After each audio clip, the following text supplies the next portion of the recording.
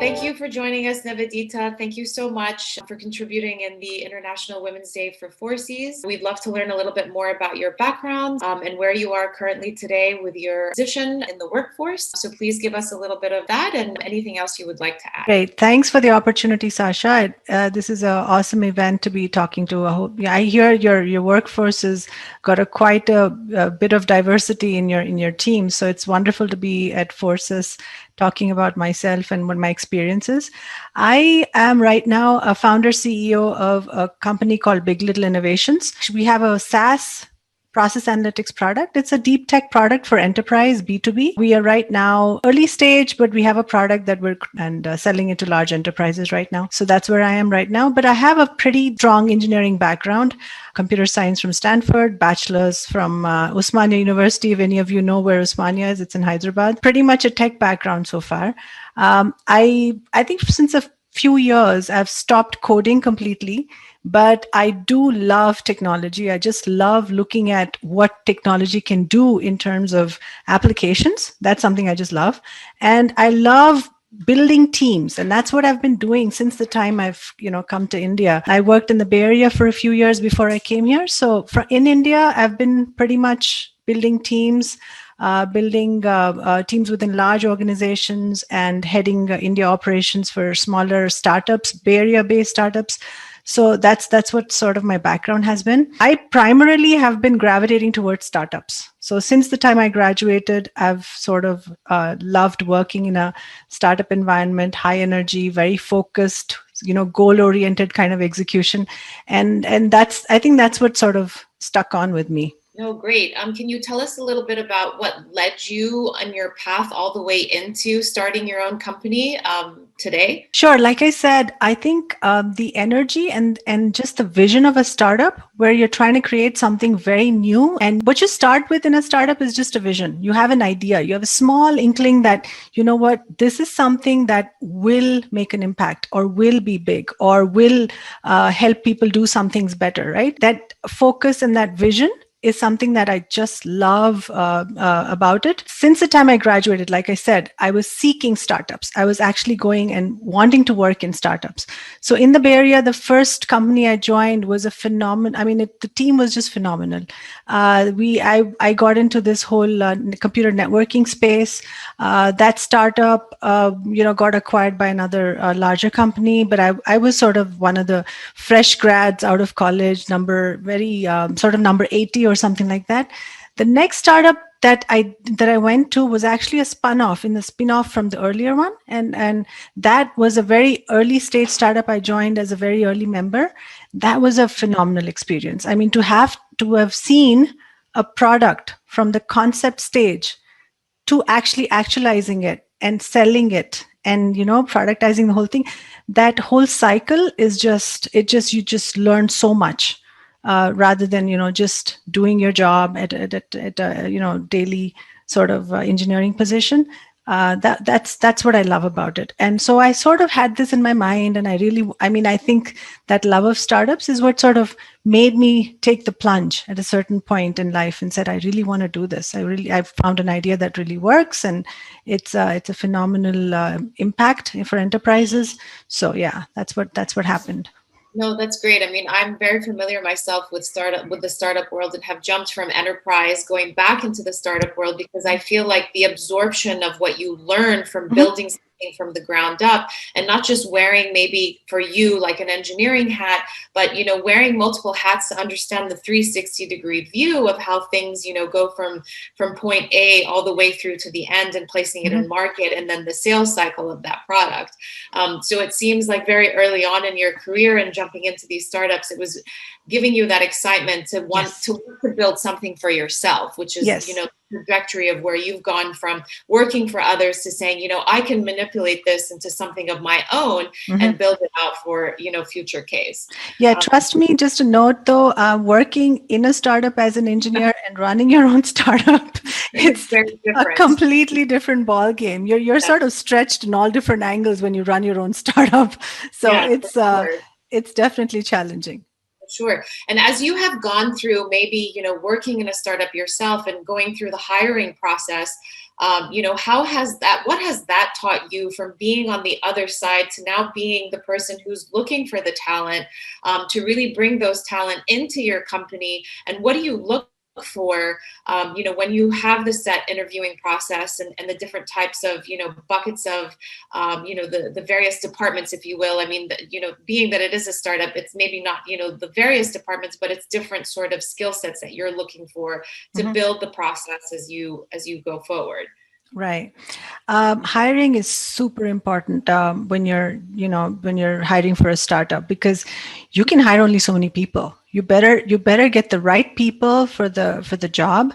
So and also the hiring in a startup sort of progresses. It goes through different phases, right? The very initial core team that you form, that's maybe in this company, I'm a solo founder, but I have an amazing set of advisors who help me out and help me with that. So that's there. But the people who execute on the ground, the initial 3, 4, 5 people are really important. And those people are the ones that you have to hire so that you depend on them. And and preferably if they've worked with you earlier in another company and you know them really well and there's these synergies among you, right? So that really helps. So that's part number one. So once you have the core team in place, you then start looking at, hey, what are the qualifications, or what are the roles available? Maybe you need a backend, Python developer, or you need a front end React developer, or whatever, right? So you define those roles, and you define what's the bare minimum you need.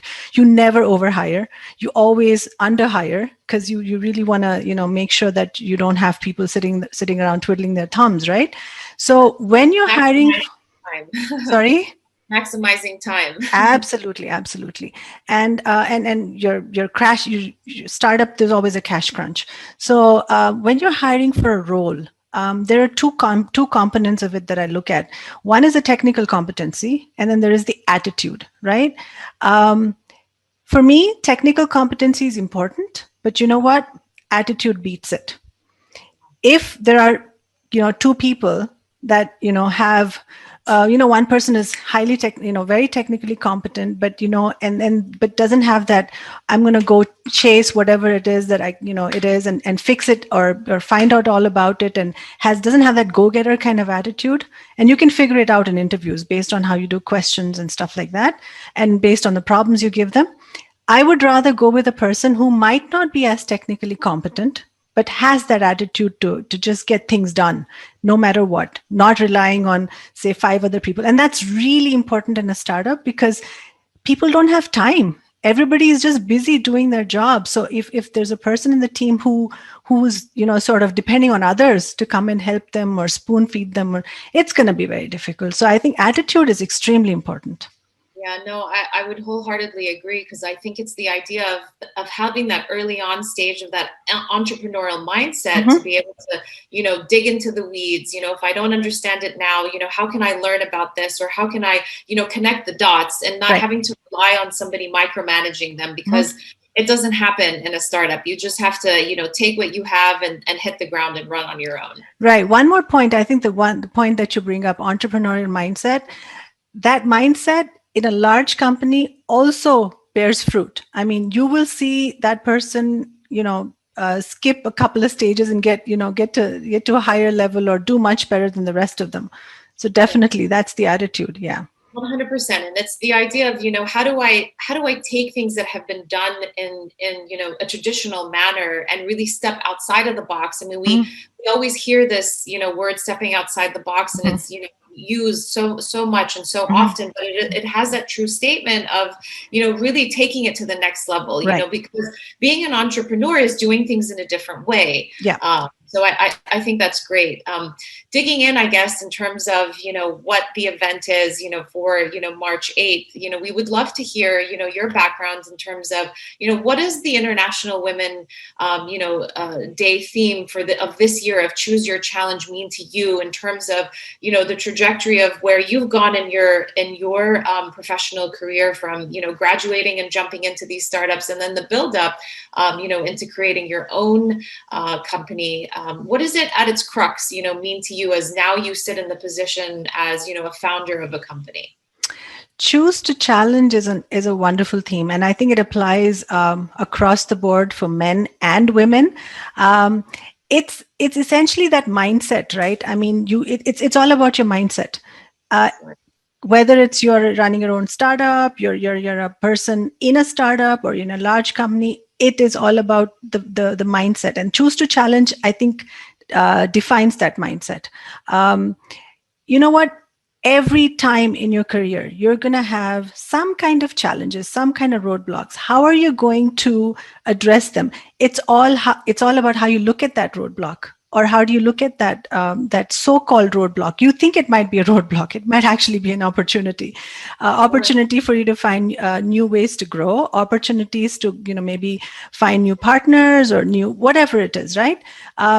I think that is what is the critical part about it. And you see this all the more when you're either in a startup or you're running your own company, and you would have seen you'll come across umpteen cases where you've never done something before, and you really have to figure it out, and then just make up your mindset to go challenge the status quo or challenge the situation and say, we can get through this. That has to be done every day. I mean, in a startup. So you really, because you don't have a choice. You just have to plow through, right? You just have to keep pushing. And keep pushing. We have to change this terminology of what a roadblock means today. And I love how you mentioned that it's an opportunity, because it's just, how do I, we're problem solving every day in our environment. So it's, how do I break down this problem, and how do I attach opportunities to it? Because maybe there's 1, 2, or 3 opportunities where I could, push this forward and move through it. No, that's excellent. And I love the point that you bring up, in terms of how this, day relates to both, men and women. In the beginning, when you talked about, your build and, where you started and jumping into a particular startup, which, really gave you that kind of aha moment in terms of wanting to, develop something of your own. Do you have a particular mentor or manager at work who helped you overcome, any bias or any hurdles that you may have experienced along your career path? You know what? I was very fortunate to work with a phenomenal team when I first graduated. I think the first few years of anybody's career as an engineer or whoever, right, is very foundational. That's when you learn the tools of the trade. You learn how to do things properly, how, your foundations are set up. Those few, maybe 5, 6, 7, 8 years, maybe even 10, right? You don't know. I mean, it could vary, but up until then, you really need to focus on adding value to yourself, adding value to you becoming a better engineer, a computer science engineer, right? For me, that would be that. I had a phenomenal group of people that I worked with, and my manager, amazing person. I was extremely fortunate to work with a wonderful person. My first manager was the same manager in my second company, because the company sort of, the founders sort of spun off into another startup and took me along with it. I think I stayed with my manager for a really, really long time, maybe even 10 years. Not 10 years, maybe. Yeah, around 10 years, I'd say. Because we were going as a group, right? And doing a different company, phenomenal group. And that group sort of became like my extended family. I think I was extremely fortunate to have wonderful mentors across the board. So, you know what? The other thing is you never have a single mentor. Yeah. You really need to have that group of people that you see as your sort of your sounding boards or go-to people that you can go talk to about different things. One person probably will not have all the answers, or will probably not, give you all the advice. So it's always nice to have this cohesive group of people that you can bank on, right? For just for a sounding board, or just say, hey, I'm dealing with something like this. What do you think? Or do you know someone who's doing XYZ, and then can you connect? So I think it's more a group of people that you trust, that you know are actually very good at what they do. If you're looking for technical advice, it depends on the kind of advice you're also seeking.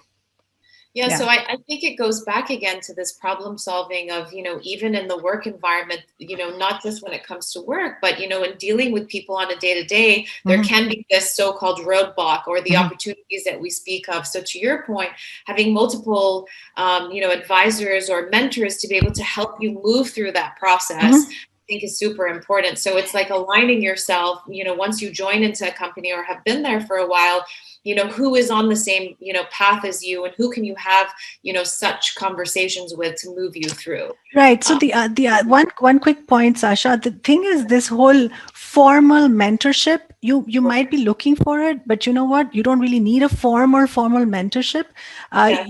Your colleague who's working with you on things and you learn things from is a mentor. A customer who's teaching you stuff, right? For me, I'm selling my product. I want to know how the customer, it could be a mentor. They could get an extended customer engagement over a period of time with a customer, could be a mentor. So I think trying to put the whole mentorship into a box and say, hey, this is what mentoring looks like, is I wouldn't say is the right thing to do. You find the people who help you, and there's going to be a trusted set of a group of people that you go to. So those are your advisors. No, I completely agree. And I mean, and even for myself, when I was working for a system as a service platform tech company, it was also a legacy company that had spun off and had a startup Mm-hmm. component to it. They had created this mentorship program, and I feel like it wasn't as successful because, to your point, it's ending up putting something in the box, and it's forcing, a Right. type of conversation that Right. doesn't necessarily come up naturally. Yeah. And one person that actually became my mentor, and I coined him my mentor without even him knowing, Yeah. he was the head of sales, because I Right. learned so much from the sales aspect. Right. He was older, he had been in the workforce for much longer, he had Mm-hmm. experienced XYZ, and Right. all of his information became more of a stamp of approval for me, because I Right. also had seen his sales and success trajectory when I was working one-to-one with him. Right. When one day I called him my mentor, and he was like, oh, he's like, I'm so honored, I didn't even realize. And I said, it really is a natural Yeah. thing that flows Yeah. into your life as Yeah. part of your career path. Yeah.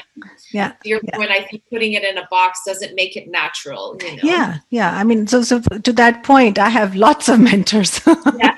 So I agree. yeah. It's a way of life. I mean, it's like you have friends, but these are your friends in the work environment. Right. Right. Yeah, no, I love that. Mm-hmm. Do you have any advice for men and women in the software industry to, help foster a better workplace? Or, I know we spoke a little bit about this in terms of, developing this, natural aspect, but are there any other bits and pieces of advice that you could give to both, male and female, in the software industry? India's got a lot of engineers graduating, a lot of computer science graduates, a lot of people taking courses, getting into the engineering space, right? One really big advice that I want to give to all the people graduating or early on in their careers: focus on building your value Yeah. initially. That is so important. Don't worry about the salary. You go to a place where you're going to learn, right? That's really important.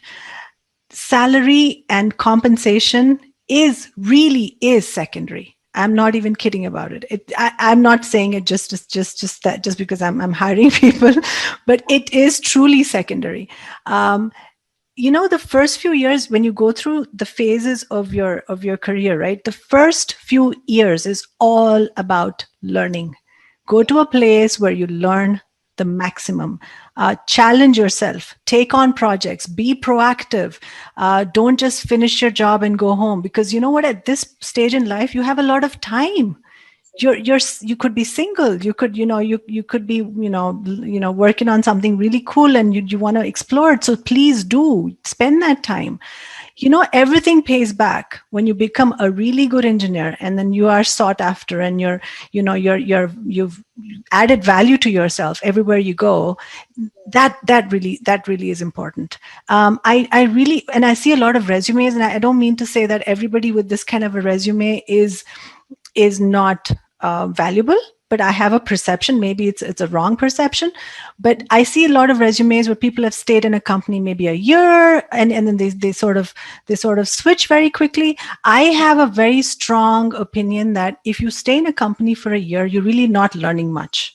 Okay, I mean, you get there. The first 3-4 months is basically onboarding. Then you sort of get the hang of the thing, and then you're ready to leave. Yes. I mean, and a lot of people do this, I think, for the basic idea of, oh, you know what, I'll get a salary hike every time I change. Sure. That has to change in India. I feel I don't know if it's as much happening in the US, because I've sort of been away in the hiring part in the US, but here it has to change. People have to focus on adding value. And the minute you see that you're valuable, everybody sees that you're valuable, they will seek you out. Yes. No, I completely agree. And it's a mirror image in terms of what's happening in the US. Mm-hmm. There is this sort of trend that I think has happened with the younger generation. I think it was after the millennial generation where it was like this hopping. And even for myself, when I join a company, or if I'm, consulting a company, that 3 to 6 month period is still that onboarding process. Yes. And you're fine tuning, really understanding, where to take it to the next place. Right. And one company that I joined, they even told me, make no changes, make no movement until you've actually physically been here for a year. Yes. And I thought it was mind blowing. And I said, 1 year? And they're like, absolutely. Every decision that you come on because you thought you've done it somewhere else because it's been successful may not work here. And this was very early on. And even when I, go in, or, I've supported in the past, and consulted, I don't make decisions until I've really understood the project or, the client from that 3 to 6 month period. Yeah. Because at that point, enough to be a little dangerous to make those adjustments or make those optimizations, and have potentially made some quick wins to gain the trust of who you're working with to be able to move that forward. So I agree. I think, this chasing the tail of, maybe a monetary like uptick has become very, prominent, but at the same time, to your point, staying and learning and absorbing is really what's going to make you and bring that value to your resume. I completely agree. It's much more of a stronger sort of presentation of, you've really gone through the weeds in this company, and you've really climbed and seen the ups and downs of what has occurred at any given place. And also from the technology perspective, how do you even get to know a product in a year? All aspects of it. I mean, how will you? For There's sure. No way. I completely agree. You probably know the small little component that you've worked on, and that's it, Yeah. In essence, coming from a marketing background, what I like to say is, you're building your career path and your career journey along the way. Yes. And I think, for the younger folks out there to be able to hear from someone like yourself, because getting to that point of, reaching that level where you want to in a company, or even venturing out and really taking that leap and that risk and starting your own business is really that, sort of end result. And, hearing it from you to say, stay and absorb and learn as much as you can to the point where you feel like you're no longer challenged. Yes. Is what's amazing. Yes, that's the key. You have to be challenged. Challenge yourself. Even even within a company where you're getting too comfortable, there's always ways to go challenge yourself. It's up to you. Sure. No, I agree. That was really well said. So thank you for that. Just lastly, what do you, in your opinion, has the International Women's Day, garnered too much of a prominence in past decades, or do you believe that it has opened more, avenues for women, as a whole? I mean, just moving in that direction for that female sort of guidance today?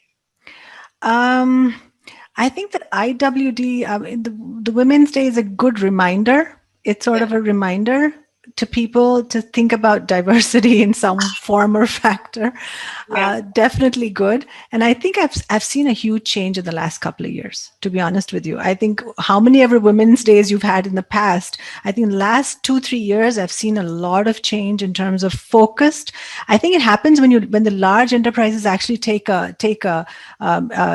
make a decision to say, okay, you know what? We're going to hire women, and we're going to, go for it for these set of roles. But having said that, which is really great, and I like the way the industry is moving towards diversity. Having said that, I think, the women themselves have to make it a point to push themselves and challenge. Again, it's choose to challenge, right? Most of the time I've seen, and for me as well, right? What's going on in your head and the thoughts that you get about your capabilities, about what you want, what you are potentially able to do, is more important than what anybody else tells you what you can do. I think most of the time we sort of have anchors bearing us down, and those anchors are these things that go on in our head, saying that you self-doubt, or say, you know what, can I really do it? Or, you know what, I have huge dependencies, my family, my kids, whatever else, right? You have to find ways out of it. But you know what? I think it's more what's going on in our heads that's sort of pulling us down than the other things. I'm not minimizing any of the other challenges other women have had in their workplace. You know what? Fortunately, I really, really didn't have major challenges. I have seen small instances of different. I wouldn't say discrimination. It's just the way the way they treat, or the kind of forum they give you in a big meeting or a conference. I've seen that, but it hasn't been huge. So I feel like a lot of us are fortunate enough to be in a situation where we can achieve what we want to achieve, and you have to make up your mind for it. But for women, it's slightly more challenging, because you do have to, if you end up having kids, you really have to make a call. So not every stage of the woman's career is different. So at every stage, you need to make a call. So and just because you made a call to take it easy when you have kids doesn't mean you want to take it easy later, right? So yeah, I think you just, it's very individual. But the first thing is, you really need to get the thoughts that are sort of pulling you down, or the perceptions of yourself that are holding you back, to actually break through those. Maybe then have that mentor to do that gut check with you along the way. Mm-hmm. Yeah, I mean, would you then suggest, if somebody is meeting those challenges and can't break them, to not be afraid to move on and to find something, to find a better place? Yes. So I definitely think that, or even if it's, I think sometimes women are afraid to challenge, in the sense that they may be met with, okay, you're no longer, needed here, or, if they speak up too much, that there's an opportunity that they could be let go from a company. And I think that we need to break through that fear, because at the end of the day, it wasn't meant for me, and I'm not going to be moving forward in my career path if they don't want to hear me out. Would you agree with that? I agree with that. I agree with that. Right? Sorry about that. I heard that. Move forward from the fear. Oh yeah. The fear and just these mental blocks that you have for yourself. I think it's all a lot of it is internal. Sure. I think a lot of it is internal, to be honest with you. But then there are, the perceptions that the world holds, like, a man acts aggressive, he's considered, it's positive, whereas a woman is aggressive, it's considered negative. I think those sort of overall views and perceptions hold to some extent, but that shouldn't stop you. I mean, really, it shouldn't. So I truly think it's the mental blocks that we all have. And these mental blocks maybe have been built up over years, from the time that you're a young girl to where you are right now, and based on different people's, backgrounds. Everybody has different mental blocks. I think so. I agree. I will 100% agree with that. Yeah. Last statement for everybody before we let you go. Sorry? Any closing words or last statement for everybody? Well, I think it was just wonderful talking to you, Sasha, and I really like the theme "Choose to Challenge." I think everybody has those mental blocks and challenges. You really need to just go through it. Well, thank you so much. This was amazing, and we really appreciate your time and effort to meet with us. Thanks, Sasha. It was wonderful talking to you.